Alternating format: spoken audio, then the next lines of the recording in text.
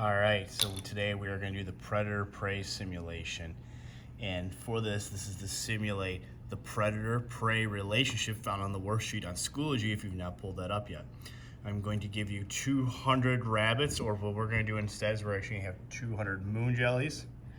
And then you all are going to have 50 large squares representing coyotes. Instead of coyotes, we're going to do sea turtles to represent our glacier sea. Our purpose is this lab represents your ecosystem. We'll put all the objects, please put all your stuff on your table away. Notice there's nothing on the table. This will be our ecosystem.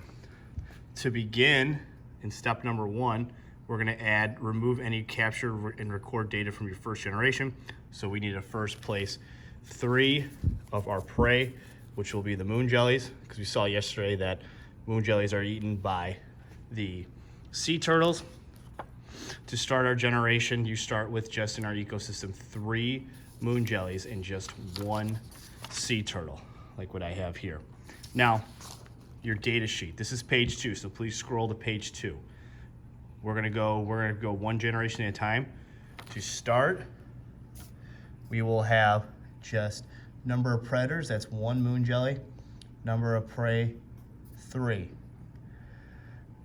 To simulate the first simulation, all you do is you take the card, you hold it over, and then you try and hold it and catch. It landed only on 1 moon jelly, so that sea turtle ate the moon jelly, so you pulled it off to the side.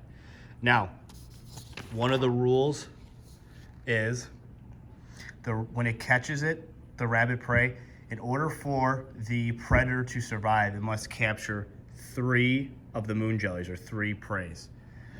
This one only caught 1.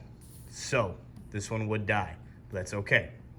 The next generation, since we had 1 that was caught, the number of predators remaining is 0 because it died. The number of prey remaining is 2.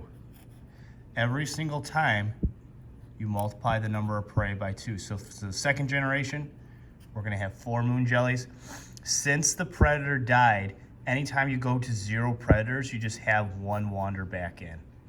So if I'm looking at our next generation, well, I'm sorry, I wrote this. This actually should go over here. The number of predators we have for the next round is 1, and the number of prey is 0. So I need to have 4 moon jellies because then every generation you multiply the number of prey remaining is by 2. Since we only had 2 remain from the last generation, we multiply it by 2 for the next round. Now, in order for this guy to survive, the predator, he has to capture 3. So you hold it above, and then you hold it, boom, he did not catch any.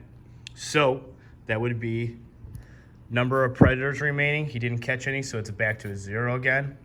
The number of prey remaining is 4. So we need to multiply this by 2 again. The next generation, the number of predators, we're just gonna have another 1 sea turtle come back in, and number of prey is 8. The Pacific rule is every generation, the number that survive, you multiply it by 2. The number of predators, you also multiply it by 2.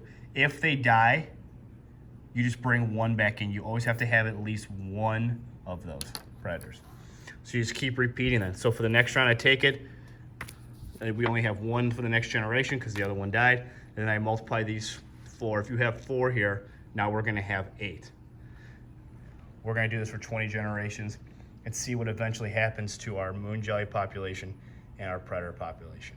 Good luck.